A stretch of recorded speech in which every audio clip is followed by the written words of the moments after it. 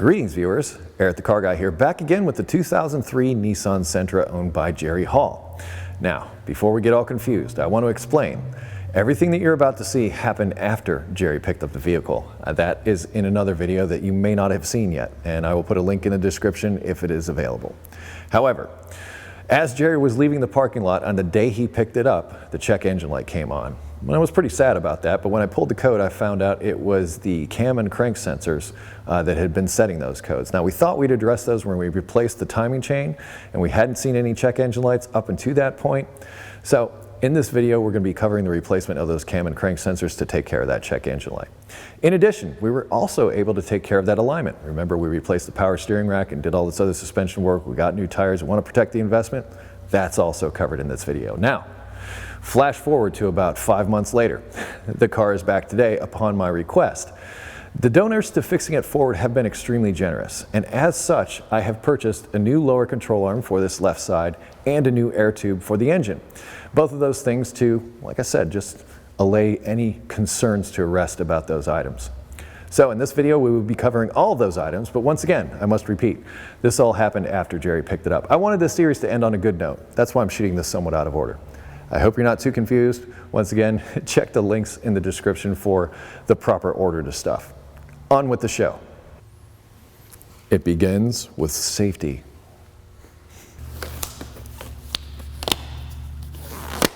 And protection.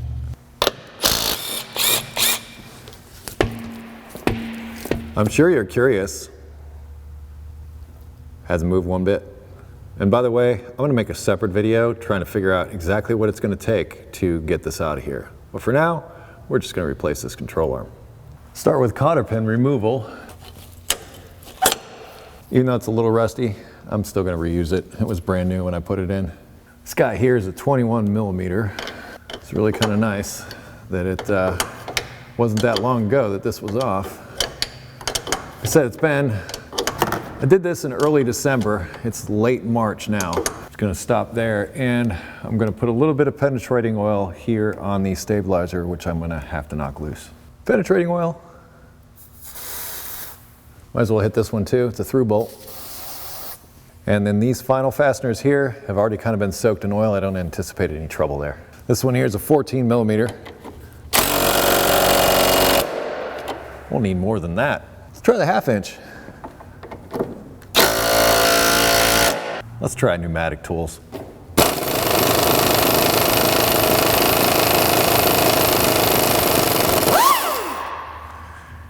You really can't beat pneumatic tools. In hindsight, I'm thinking, it would have been nice to replace this bushing, but it's still very pliable. I just need to get something to pry it out with. Like I said, it's still very pliable. I'm going to start with wrenches on these, this through bolt. Both sides are 22 millimeter.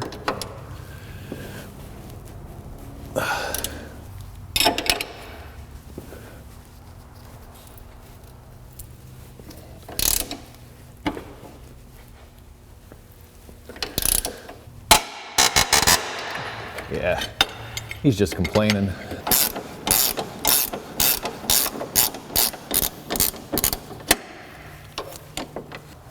Gonna give the bolt a little love tap to get it started.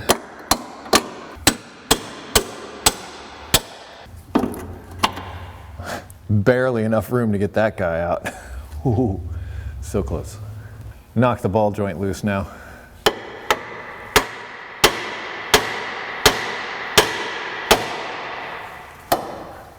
As long as we're here, might as well get the nut the rest of the way off this ball joint.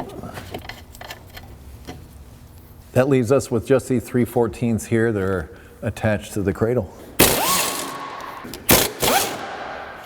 Now before I remove the last one, I am going to make sure I'm holding the control arm because there's nothing holding it in now.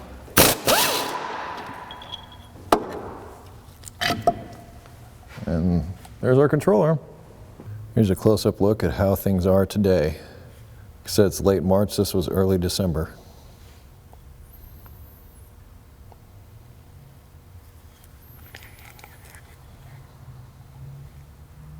I have a control arm and some fasteners in my hand. It's not really heavy, but I want to, once I get it up into place, be able to hold it in place. That's why I have these fasteners at the ready. And there's a locating pin that I can see right here for this back portion. I'm pretty sure we need to get that lined up in this part of the control arm. This is a Nissan part, by the way. They were proud of it. Just gonna get this up into place. Close enough.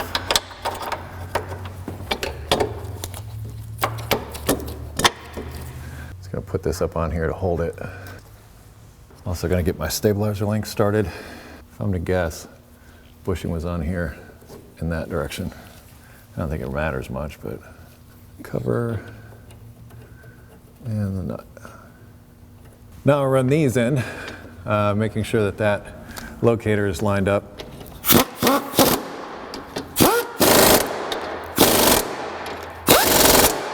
As long as I've got the same socket, 14mm, I might as well run this down.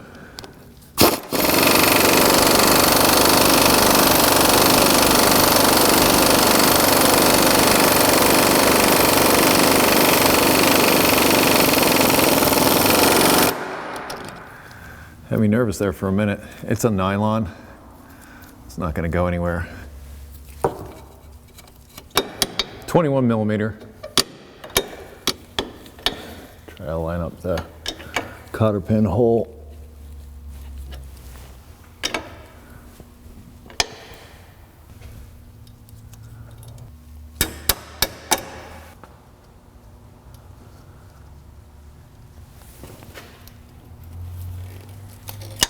I'm going to run this down snug, but I'm not going to tighten it until I put the wheel back on and it's back down on the ground.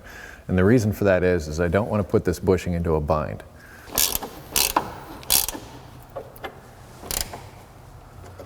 All right, it's just snug. Just going to run these down, I'll torque it when it's on the ground.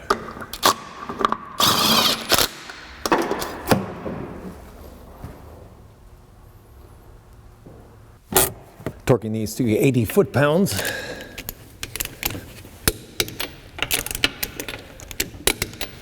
The things I do for fixing cars. Like I said, we want to torque this when it's on the ground so that the bushing is in its neutral state. It was on there pretty tight, so I'm going to try to... That's about as much as I can do. Our last item up for bid, if you remember, had a gash in here which we repaired with electrical tape and a bit of Gorilla Tape for reinforcement. Simply, we're just gonna replace it today. Move some hose clamps around. It's nice when things were apart recently. However, this has not. So that's gonna get some penetrating oil before we remove it. Gonna see if I can hold this piece with the pliers while I turn the screw with a ratchet. Because if not, this will just completely disintegrate. And we win. That was very, very fortunate. I'm thinking the penetrating oil had a minute, which is nice. The other one was an 8mm. I've decided it's going to be easier just to take the air box loose.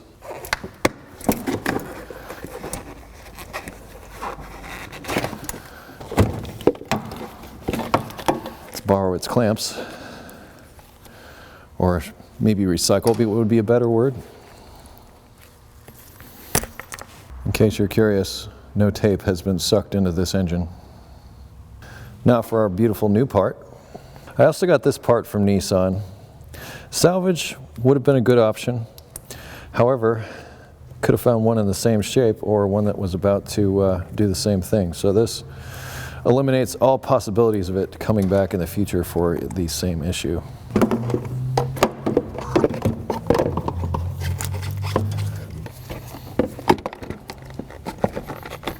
A little silicone spray might have helped this out, but it seems to be going together just fine. I'm going to try to get it in the same orientation that it was.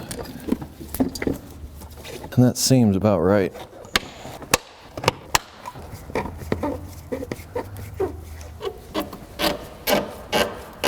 And lastly, our hose clamp. Jerry had also complained that there was a time where the vehicle did not start for him as well. And initially when it came in, we had codes for, I can't remember what was the cam or the crank sensor. A failure of that sensor can cause a no start condition. So I think that might be what we're looking at again. I'm hoping we resolve the evaporative emissions issues the last time it was in. And if we don't have any codes for this now, I'm going to say that most likely we did. P0340 is what we've come up with, and this is kind of what I expected to see. So this is the camshaft sensor circuit bank 1. Now, these sensors on these cars are famous for going bad. They're just, it's a super common problem, and I looked this up the last time.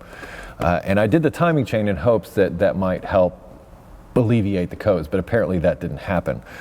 So given that, as far as diagnosis, if you get one of these codes, I say start with replacing the sensor because they are that commonly bad. Also, the crank sensor is the exact same part number. So in addition to the camshaft sensor, I'm also going to replace the crankshaft sensor just as a matter of good measure, and then we'll be done with it. But given that that's the only codes that we have here, I'm pretty happy to see that, and we've eliminated the evaporative emissions issues with the valve we put in last time. So let's get this up in the air, replace those sensors, clear the codes, and move on. I'll confess that I opened this up earlier, and look what I found on the negative battery terminal. Now, I think I say every time I see one of those, I freaking hate those battery terminals, and I do. They just don't work for me. So I will be replacing that. Thankfully, it didn't break its connection because then it would have erased the code and we wouldn't know what we're dealing with. But we have the code, everything else, it's already half off of here now. The cam sensor is right there. Super easy. In fact, the only reason I'm going to take that engine cover off is so that I can inspect the valve cover to make sure it's not leaking. So far, I've looked everything over and everything is bone dry that we worked on. No oil leaks, no nothing. It looks fantastic. There's 10 millimeters hold the engine cover on. There ain't a drop anywhere to be seen. In my experience with these sensors, these cam sensors, well, they're right here. The crank sensors down underneath, those are a bit more challenging. But that being said, it's not so much removing the sensor in my experience that's the problem. It's actually getting the connector to disconnect. That can be tricky. And you might have seen from the previous videos the difficulty I had disconnecting this connector. It's this green lock that's in here that needs to be pushed in like this. And then once it's pushed in, you can pull it back like that. So it locks into place. It's kind of a goofy little locking setup. I'm sure some of you are going to be like, Eric, that's really weak. You didn't do a whole diagnosis thing. I'm telling you, it's really common for these. So yes, inspect the wiring, inspect the connector. If you see a problem, address it. Otherwise, if you have this code, in my experience, you're most likely going to be replacing this anyway. So accept it. And I have to admit, I'm sort of regretting not replacing it when I saw the code initially. I mean, we had it in here, and especially underneath for the crank sensor, it was so much easier to get to underneath than what we'll have to deal with now, but we'll work it out. Yay, there it is. Okay, comparing the new part to the old, I just want to make sure that they're the same, and they are. And as I said, both the cam and crank sensors on these are the same part number. So given that, and they have a high rate of failure, I say if you get a code for one, just replace them both. That oil on the O-ring should help it find its home a little easier, and it did. I talked to Jerry's son, Brian, via email, and he says that his dad is extremely happy with the car. He says it's never run this good. And as a technician, those are words that I love to hear. Love my T-handles. Now it's just a matter of plugging this one back in, and then we'll do the hard one. There. Hopefully that stays in place. We now have buried down in here the crank sensor. It has, as you can see, a different connector than what was up top. It's not a locking type on this one. I'm surprised to see that. But I will also admit that I've already gone ahead and checked to see if that would work with the new part, and it does. So it's a matter of, once again, removing the 10mm fastener. And as you can see, I'm just going up over the exhaust. There's just enough access. And it seems to happen a lot easier from under here. Before I had the lift, I was doing these from up top. And I could say they were very challenging, especially with the locking connectors. Having this like this, well, certainly made things easier. I may have to find some kind of pry bar or something to get this past the O-ring. Tiny pry bar might work. Might. Maybe a longer pry bar up through this space here. I'm just having trouble finding purchase with this small one.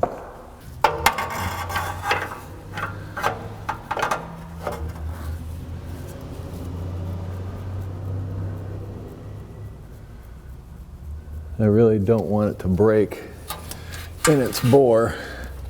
If that happens, I'm really in trouble. Trying to find long objects that I could slip in between it and the block. I don't like prying on that ear that sticks out if I can help it, because that is a surefire way to break it.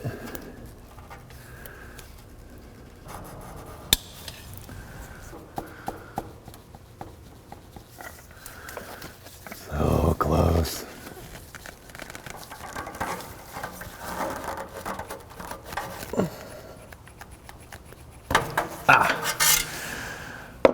Success. Ooh. And there we have our old sensor. Looks different than our new one, a little bit. But as I said, the connector and everything goes in. I'm also going to add, instead of just the oil, a bit of grease to the O-ring. Try and give myself every advantage. The oil is helpful, but I'm hoping the grease is even more so. And I'm hoping I don't have to pry on the new sensor to get it in. It's just probably a little bit of corrosion in that bore. It's getting in the way.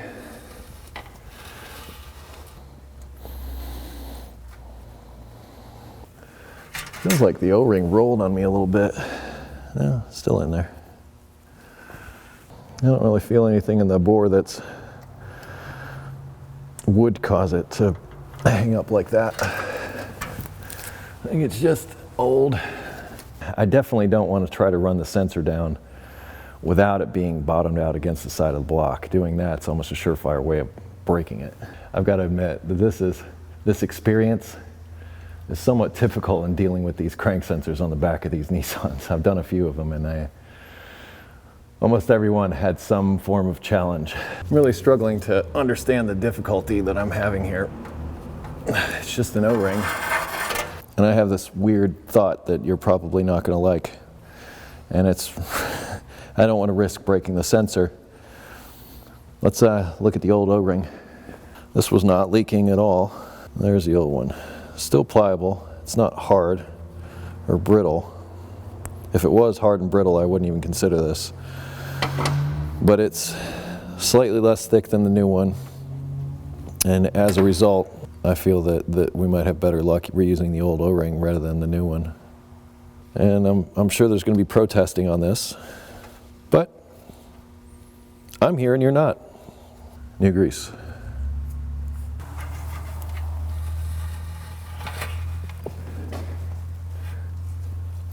Well, try that power bar again.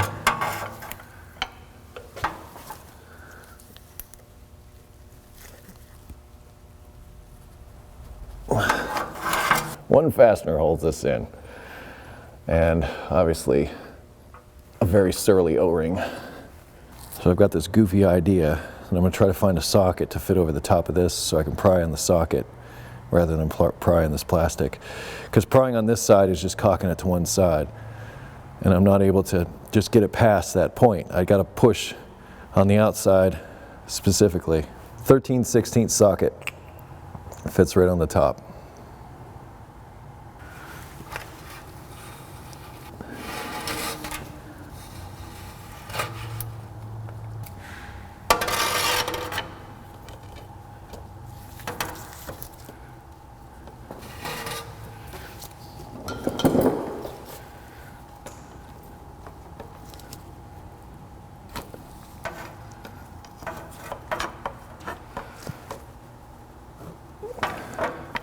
This is so awkward. Did it work? Almost seems like it might have worked. I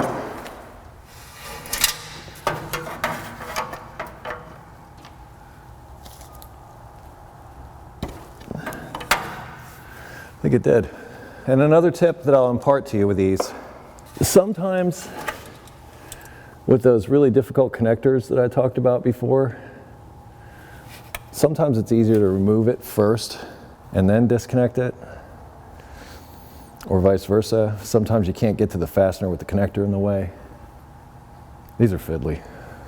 One fastener, you think it's going to be easy, but I've just been fiddling with this for how long now?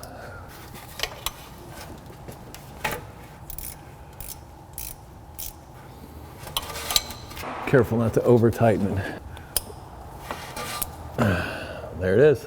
Let's replace that battery terminal, start it up, see if we still got a check engine light. These, sort of 11 millimeter, maybe.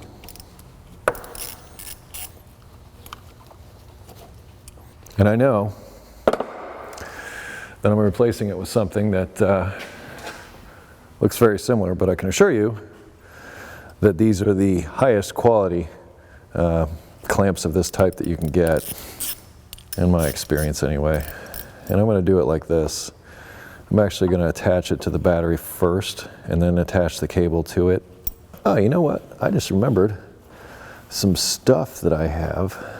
It'll be kind of fun to use. We'll use that once we get everything all reconnected. These are now my battery terminal pliers, because they can go to several different sizes in between. I don't know what it is about these battery terminals, but it seems like every time I encounter them, it's difficult to tell what size they actually are. I'm just going to take my wire brush and score the surface up so that I've got as much clean copper as I can coming in contact with the terminal. Corrosion is resistance. Resistance in the electrical system, not good. We want our electrons to do our bidding, not to work its way through a resistance. Oh, yeah, I forgot there would be sparks. It surprised me a little. I know, I'm nothing but a little girly man. Girly man mechanic. Not nearly as bad as the time one of my fellow co-workers came over and looked at the nest of baby squirrels that I'd found in a car. He screamed and jumped like a little girl. He never lived that down. We used to take shop rags and things like that, throw them out of his toolbox, tell him baby squirrels were hiding out. I mean, when you're given a gift like that, you really have to take it as far as you can.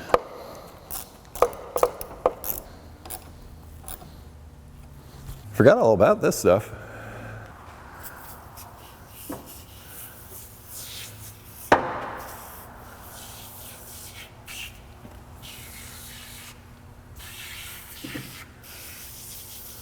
Oh yeah.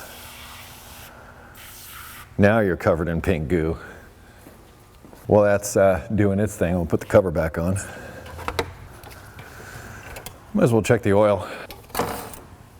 Oh, it's perfect. This is a happy engine, and it should be. I like this engine. It's a good engine. Old shop rag just grabbed from the bucket. I'll put a link in the description to the video I did about battery maintenance that talks about it can actually discharge because of the dirt that's on the outside of it. So keeping your battery clean is not a bad thing. And you can use these specialized cleaners or a mixture of baking soda and water. Let's see if it starts up and runs without a check engine light now.